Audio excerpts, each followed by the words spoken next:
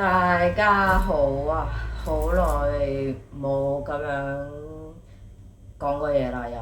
咁今日就係3月6號啦。咁點解咁突然要拍一套片呢？咁其實我就諗住3月7號凌晨嘅12點就拍啦。咁但係我已經感覺到自己有啲想瞓覺，係啦。咁咧3月7號係咩日子呢？就係我生日啦！哇，咁快又生日啦！咁3月7號我上年嘅3月7號應該就喺台灣過啦，又係我記得係咪喺酒店啊？上一次係啦。咁咧今次咧就喺返自己屋企啦，咁啊，因為啲錢已經使得七七八八，咁所以咧就已經盡量唔使咁多錢啦。咁啊好彩6月咧屋企人會嚟啦，咁啊到時就再決定啲金錢嘅去向啦咁樣。咁講返生日嘅願望咧，其實我嚟咗台灣之後咧，基本上就冇食過生日蛋糕，咁同埋好難買一個生日蛋糕俾自己食啊，或者買一個細嘅蛋糕啦，係啦。咁但係其實我對蛋糕嘅渴求咧唔係非常之高嘅，同埋即係如果真係要食蛋糕咧，都希望可以同啲朋友一齊食啦咁樣。係啦，咁就因為我嘅生日願望係咩呢？因為今年已經係喺台灣嘅第2年啦，即係如無意外呢，就今年畢業啦。咁發現依家論文呢，有啲係咪叫阻滯定咩呢？即係已經係唔可以繼續去前進啦，除咗去等嗰啲問卷收齊之外，咁要改嘅嘢基本都改晒啦，老師俾嘅建議都基本上俾晒啦。咁7月31號之前呢，就要7月31號之前呢，就要進行第2次嘅論文考試，係啦。咁希望真係可以啦，因為我真係好想今年畢業，因為再使錢喺啲雜費嗰度咧，應該都 afford 唔到啦，同埋屋企人都俾唔到啦。因為真係我嘅生活費咧，大部分全部都係我姑姐俾佢，真係好辛苦啦，同埋我都唔想佢咁辛苦，因為我唔知有冇講啦，因為我其實有一個係好耿耿於懷，唔係我嘅論文嗰個研究方法變咗，而係我耿耿於懷就係其中一個即係嗰個評委嘅老師咧就問係咪好急住畢業？其實唔使去講，其實好多同學仔都係會急住畢業。其實要攞個學分咧，32學分咧，其實話難唔難，話易唔易？因為我哋個學系其實比好多學系咧係多咗8分，或者我哋間學校我真係唔明點解會多咗8分。咁我都係喺呢個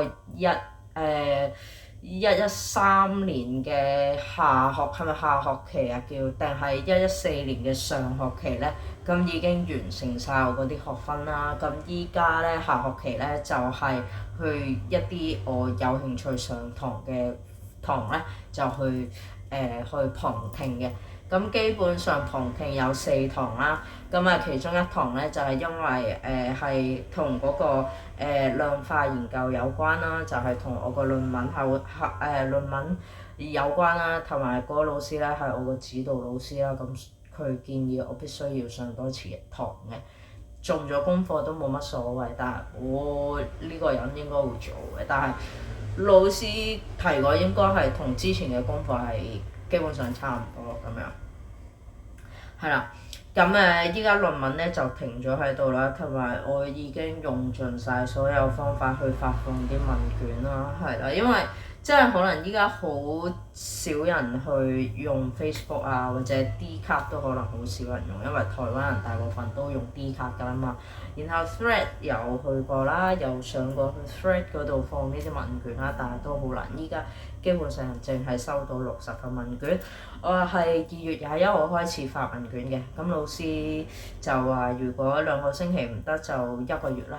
咁啊，依家就3月6號啦，咁距離1個月仲有15日，希望喺3月21號之前可以收齊晒。我諗大概200份問卷咯。咁啊，200份唔得嘅，咁啊最多100份啦，都希望可以做得到嘅。咁論文問卷呢啲嘢就唔講啦，就講翻我嘅未來大計啦。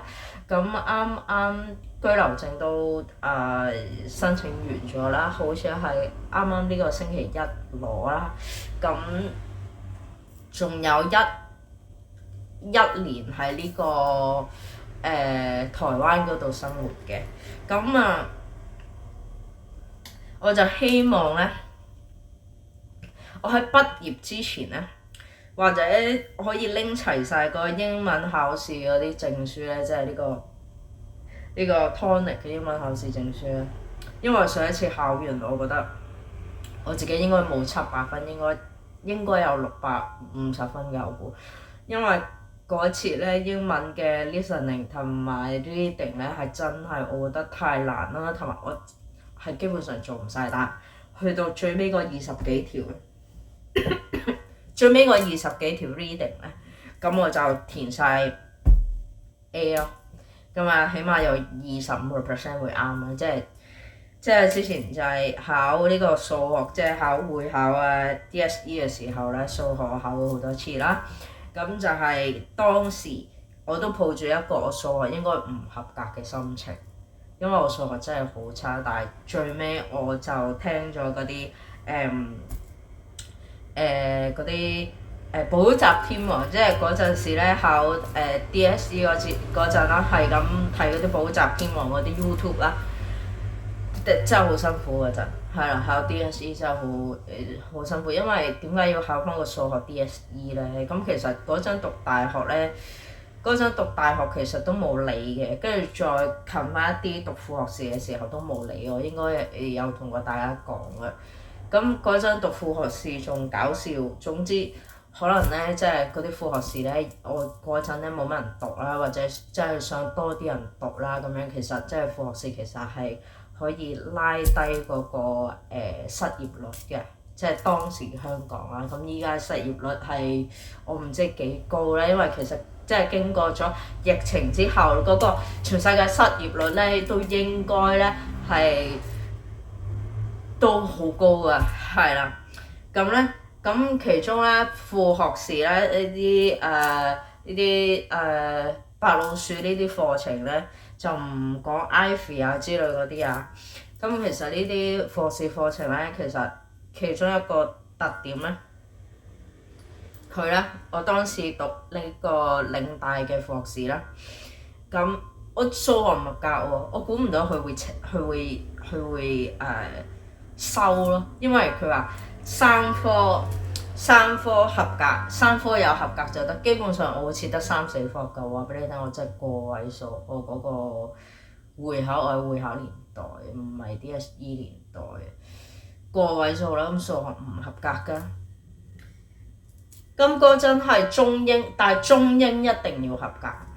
我相信香港人冇人中文唔合格啩，除咗你唔去考嘅啫。咁然後就中英一定要合格啦，同埋撚多科是但一科合格嘅科咧，就去報呢個副學士啦。我記得當時係中文、英文同埋呢個 chemistry 啊，係啦，我就係當時好似得呢3科合格嘅啫。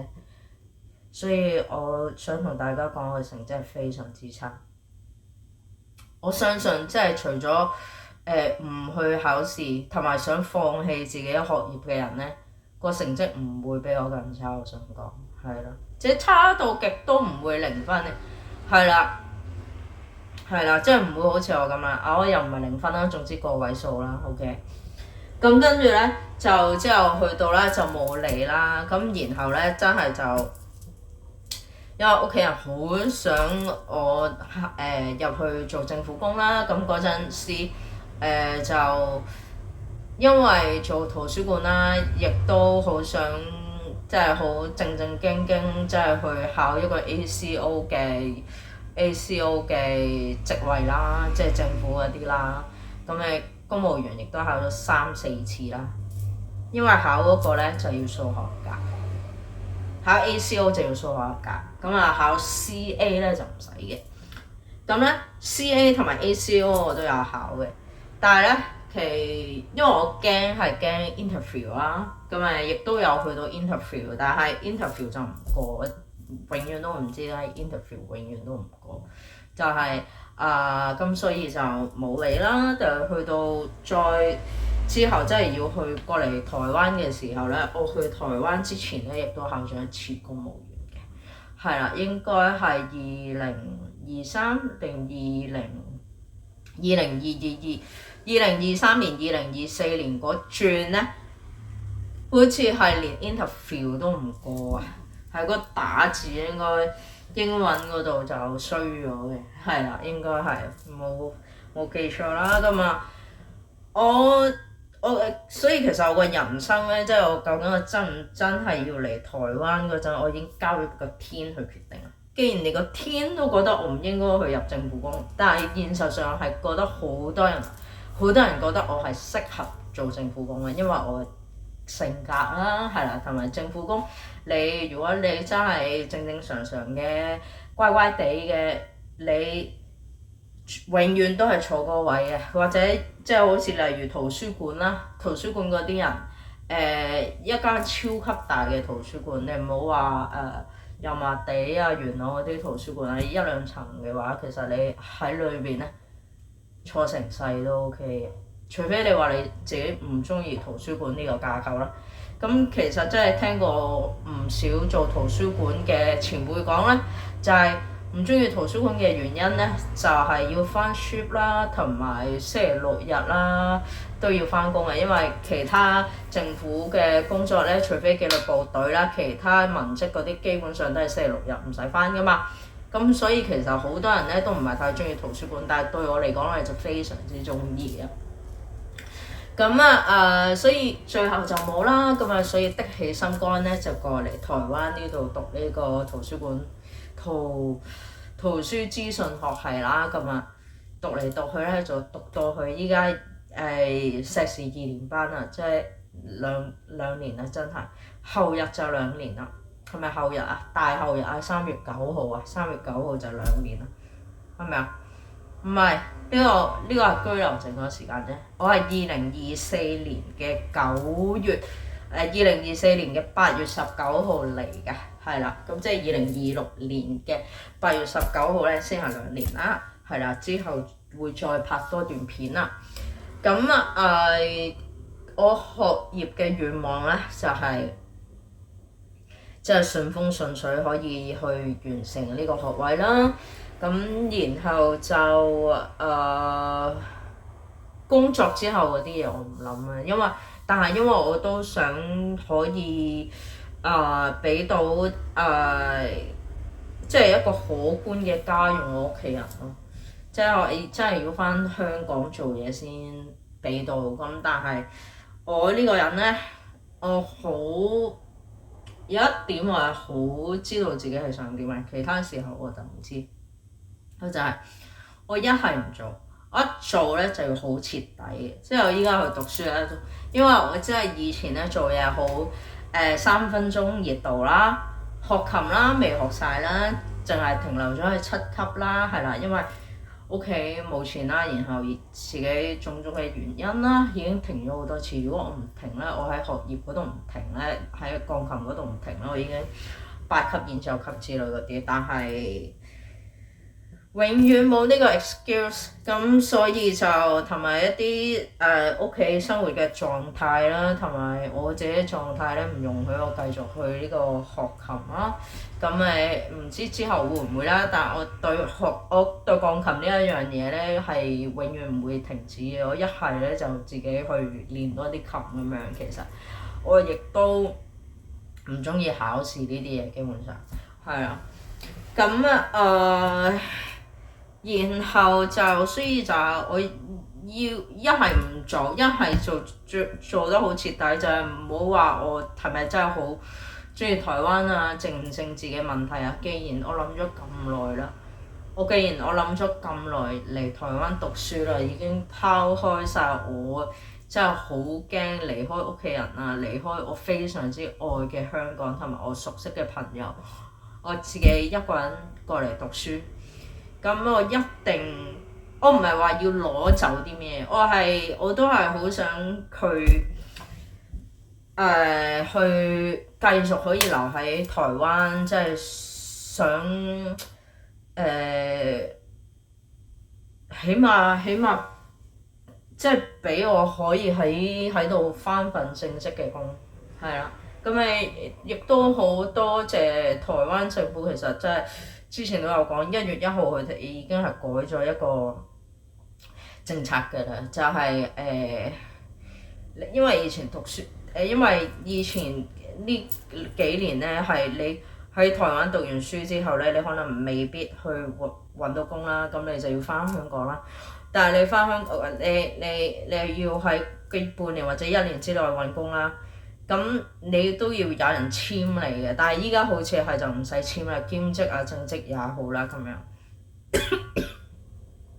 咁但係咧你要達嗰個分數咧70分咧，你就可以拎嗰啲咩至少有70分咧，你就可以拎個居留嗰個資格啦，起碼申請嗰個居留資格。你要有嗰啲入門檻，你又要有70分啦。咁跟住咧就其實放寬咗嘅，係啦。咁呢個之後我會再睇啦，係啦。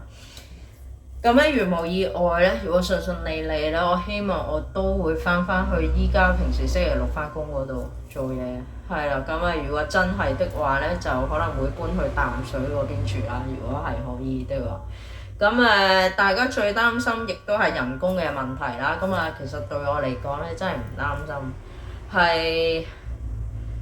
我唔知啊，總之就我自己唔擔心，但係屋企人好擔心，我都唔知點講啦。總之就希望我會俾到家用佢哋啦，就係咁嘅意思啦。係第一個願望啦。第二個願望咧就係我喺日本嗰度拜去咗好多神社嗰度拜啦，咁大家可以睇翻我嗰啲日本嗰啲影片啦，係啦。咁我純粹咧點解拜咧？咁其實我覺得我自己依家真係好呢個，其實真係清靜咗好多啦，已經放棄咗不必要嘅感情啦，其實係啦，放棄咗啦。咁即係靜思己過啦，已經係去清靜心靈啦，係啦。亦都係我純粹係真係想去用我自身嘅行動或者我自身嘅氣場，定係我唔知我自身嘅乜嘢啦，去真係去可以去確實我個朋友志雲大師佢幫我去 check 我嗰個時辰八字啊，同埋我呢幾年會做啲咩嘢啊？我依家繼續咁樣就係咪 straightforward 咧？係啦，咁樣係咪即係可以履行佢我2027年、2028年我閃婚或者會買樓啊咁樣之類嗰啲嘢啦？係啦，即係純粹啲。第三個願望咧就係希望寫作啦，寫作希望有呢一啲即係真正嘅獎項啦，唔係入圍獎啦。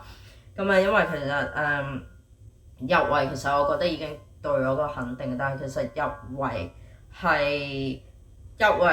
嘅意思係因為題材好啊，定係文筆好咧？其實我到依家我都唔知啦。定係純粹係一個安慰獎咧？咁樣因為其實唔係話10個人參加比賽，然後5個人入圍。咁其實10個人參加比賽，5個人入圍，其實係你唔係好彩，呢啲可能係內定，其實係。咁所以我就唔想咁氹埋，因為我知道我自己資質有限啦咁樣。到依家我都諗緊我自己係咪天生呢個寫作嘅人咧？定係我真係純粹淨係適合寫一啲題材啦，即係例如散文類嘅咧，因為我的確，我覺得寫散文對我嚟講係真係好似好駕輕就熟，好輕而易舉。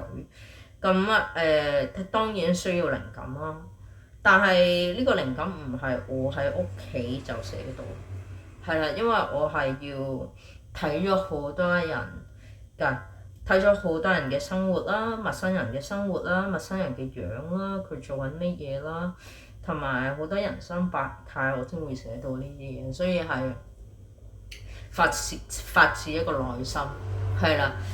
至於寫小説咧，就係非常天馬行空。我依家亦都係好認真咁寫小説啦，亦都去準備去參加唔同嘅比賽啦，所以希望我喺比賽裏邊咧可以得到一啲肯定啦。其實嗰個獎金對我嚟講咧，當然係有啲吸引，但係咧，我覺得獎項對我嚟講先係一個肯定。我係想俾人肯定我係咪一個可以寫到嘅嘢嘅人，因為其實真係靈感呢啲嘢，要去到某一個歲數，其實真係會靈感乾涸嘅。對我嚟講都係，即係究竟需唔需要繼續睇唔同嘅書啊，或者咩嘢係咪繼續寫啊？我都唔知啊。總之我就係我呢一刻好想寫我就寫，我呢一刻我唔想寫我就唔想寫，呢個就係我嘅態度啦。但係我會想講，我係非常中意呢一個我自己點樣去活着，點樣去俾自己令到自己開心，呢一個係非常之重要。第四，其實呢啲嘢係唔跟次序，我希望大家唔好覺得我係跟次序，所以咁樣講啦。第四，咁就當然希望就係俾呢個世界同埋我身邊我愛嘅人，我屋企人咯。但係呢個世界咧，世界和平啦，對我嚟講非常之重要啦。然後大家身體健康啦，我自己亦都身體健康，身心健康啦，龍馬精神。今年馬年，然後我聽日又生日，馬年又係我個年，希望咧我就係、馬到功成，馬到成功，係啦。大家身體健康啦，然後就事事順利啦，事事順心啦，最緊要身體健康，係啦。3月咧，3月我就會去一個地方，希望咧到時可能會見到大家，見唔到唔緊要。暑假之後如無意外，我估應該8月翻去啩。跟住如果順利，即係可以喺台灣揾到工，睇下可唔可以，我睇下可唔可以問台灣嗰邊可唔可以9月翻工，或者最遲12月翻工，唔知得唔得？應該唔得啩，應該唔會咁好俾我咁樣啩。我唔知啦。因為翻咗工之後，我估咧都唔可以成日翻去香港嘅，因為都係要翻咗工之後，我覺得要拎的起心肝拎嗰個保健卡啦。然後就即係嗰個你要留喺台灣某個時間，你先可以即係攞到佢個居留證嘅，唔係依家我張啊，係真係可以留喺台灣嗰張居留證或者身份證。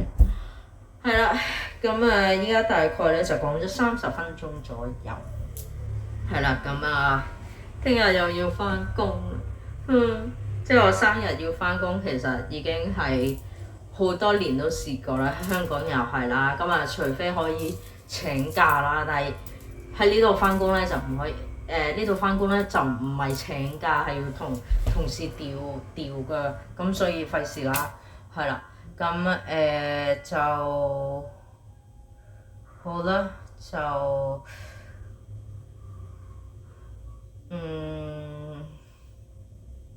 好，希望今個3月咧就順利啦，同埋有啲突發不一樣嘅驚喜俾我自己啦，或者俾大家嘅，係啦，3月見到我嘅話就見到我啦，見唔到我就見唔到我啦，好啦，咁到時再同大家見面，係啦，咁好啦，咁我3月7號36歲生日。36歲啊，係啦，仲有一個嘢係想講咧，就係因為依家唔係話嗰個黎智英咧坐監坐20年啊嘛，係咪？咁其實我之前咧就諗住自己咧就50歲咧就我50歲咧就如果我唔自己去了結自己生命咧，咁咧我50歲。就因為依家36歲的話，我仲有14年咧就過身啦。咁如果咧我等到呢個黎智英出嚟嘅話咧，我55歲就過身，即係我唔係想自己唔喺度，只不過係今日唔知聽日事啊。係啦，我亦都我可唔可以活到50歲或者55歲，亦都係一個未知之數，我唔知我自己係會點啦。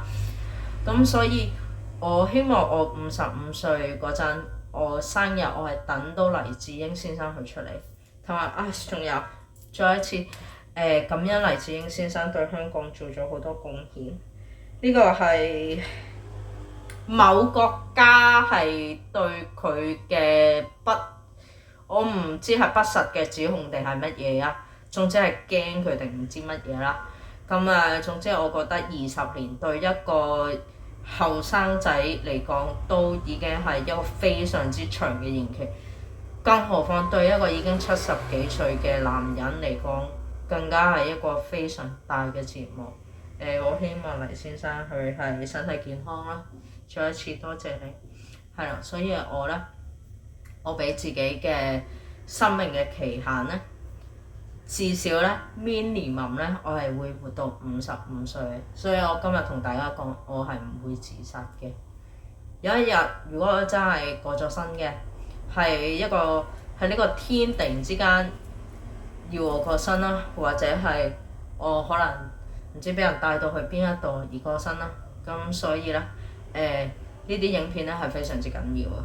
係啦，我係一個非常之愛惜生命嘅人嚟嘅。雖然我係一個 I 人，但係我係非常之愛惜自己生命嘅人嚟嘅。係啦，咁再一次我祝我自己36歲生日。係啦，因為我都真係驚我12:00我就瞓覺，因為聽日翻工我7:00要起身嘅啦。好，咁多謝大家睇到呢一度，拜拜。